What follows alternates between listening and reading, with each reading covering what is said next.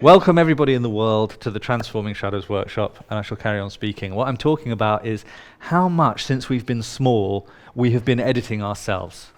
So this is a weekend, I'm going to talk much more about that. This is a weekend where we're going to experiment with parking all those I can't, I mustn't, that's not me. We're going to just park all those assumptions, all those things we've usually got into that have brought this 30% version of the appropriate, safe version of you here, and see what happens if we gently, without traumatizing ourselves, explore around the edge of the little shape that you have cut yourself down to in order to make mummy and daddy stop shouting at you, or make the nanny stop pinching you, or the teacher stop sending you out the room. Approval when we were little was everything. So this weekend we're going to experiment with not being bound by the usual habitual rules and behaviors that we've slipped into. This is a Transforming Shadows workshop. You're allowed, first of all, for all the noises your body wants to make during this weekend are absolutely fine, okay? So the editing of strange noises that come out of various orifices in our bodies are okay in this room.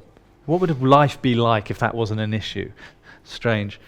If you're walking around in a break or whatever and you see somebody over the other side of the room and you just what's in your heart at the moment, you just want to go to them for no reason whatsoever, that's totally fine. Because sometimes you feel that, don't you? You just look at someone, you just want to tell them to fuck off for no reason whatsoever.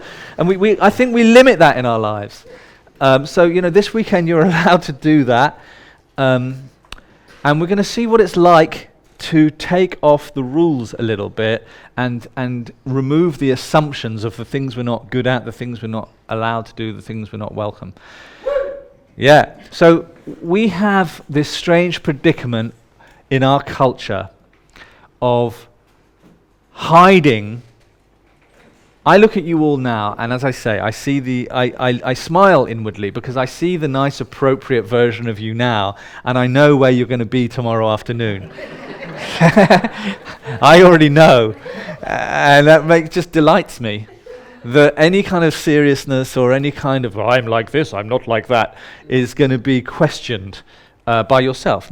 It's not the kind of workshop. The reason I teach workshops is I hate workshops where it's like excruciatingly you're brought up to the front and have to sort of be exposed in front of everybody. That doesn't happen. There's nothing in this workshop that isn't entirely voluntary. And if there's anything, it's an important point, because if some of the stuff we're going to do is going to be quite edgy, and if there's anything you don't want to do, listen to that. You are the parent of you for this workshop. There's no mummy and daddy coming to look after us anymore. This is one of the sad facts we have to come to terms with, is that we are now the mummy and daddy of us. We look to our husbands and wives and lovers and sometimes kids and mothers to make life okay for us, to behave in a way that makes it all okay for us. But essentially, at the end of the day, it's nobody's responsibility but our own to notice how we're feeling.